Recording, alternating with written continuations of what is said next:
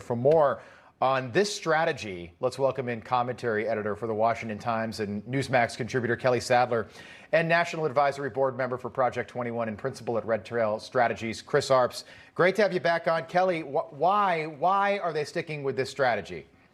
Because they believe they have a communications problem and not a policy problem.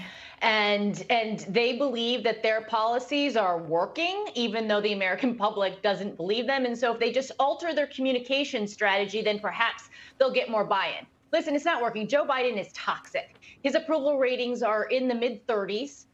Which is historically low for any president of the United States. Donald Trump was like 10 points more popular than him at this time in his presidency. He traveled to Ohio last week, which was a battleground state, and both the Democratic senatorial candidate and gubernatorial candidate refused to show up with him, worrying that Joe Biden might sink their candidacies in their bids for election. And then you have the New York Times coming out against Joe Biden yesterday by saying that he's too old. And then today with their own polling showing that 64% of Democrats don't want him to run for re-election in 2024. Wow. So there's nothing that Joe Biden can do at this point other than change his policies to help out Americans. But he seems he does not want to do that. And his White House still views this as a communication problem. Yeah, Chris, it's just interesting to think, what's going on behind the scenes. As Kelly mentioned, they're saying, let's just keep blaming, point the blame. But I mean, if you look back to when the president was campaigning in 2020, he basically said, I won't blame. And there's lots of tweets out there, him saying, I'm not going to blame anyone. Yet now here he is blaming. But it's not working because you're even seeing the left media, the mainstream media, start coming down and asking the tough questions about him. Yeah, one of the strategies you always see from presidents when they're not doing well, especially when it comes to midterm elections, is blame Congress. You remember Harry Truman said he blamed Congress for his troubles. George H.W. Bush used that same strategy when he was doing poor. He was blamed the Congress.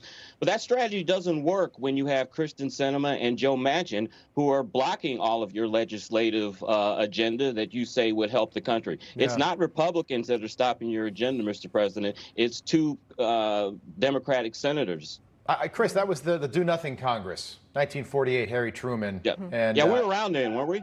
And I voted for him. He won, by the way. He won. He beat, I think it was Thomas Dewey. He beat him running on the Do Nothing Congress. And by the way, I think this is an op-ed that I've got to write for Newsmax.com at some point. But I think that Republicans, if they retake the House and Senate, they've got to be careful they don't do the same thing because they're so mad at the way Democrats have run this country for the last 18 months. I don't want Republicans to retake the House and maybe the Senate and do the same thing and to have Democrats in 2024 call them the Do Nothing Congress. Might work in 22, maybe not in 24. Kelly, I'm going to play devil's advocate.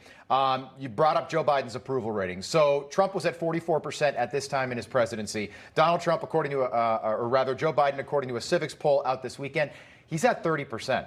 I mean, we're now in Kamala Harris territory. She's at 28%, okay?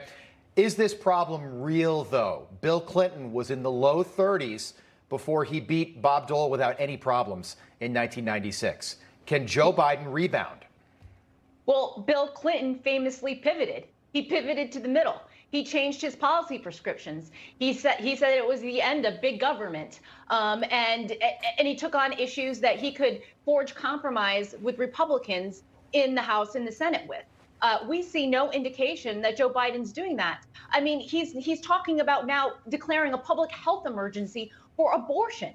There was a poll, that Harvard-Harris poll that came out over the weekend that said that the overwhelming majority of Americans support a 15-week ban on abortion. But he's testing the powers of his executive office after the Supreme Court has declared that, you need to share powers with the legislative branch here. You don't have all of this authority. He's continuing on pressing these radical proposals. And so I don't see him with any indication of kind of pulling back to the middle, which Bill Clinton did to win re-election. All right. Quick question. Quick. We are out of time. Larry Hogan says that he might run for president, right? Maryland governor. And he thinks that the people that will vote for him are the exhausted majority. Allison, 10 seconds. Does that catch on? I kind of liked that when I heard it. Yeah, it's like silent majority, but the exhausted majority, people that are just like, I've had enough. I think it's possible. I think people just want things to get back to normal, and I think a lot of people are in the middle, right? I think they're more moderate, Democrats and Republicans. So you can't go so far right, you can't go so far left. Yeah. Christopher Arps, Kelly Sadler, we'll do it again real soon. Have a great week. Thank you.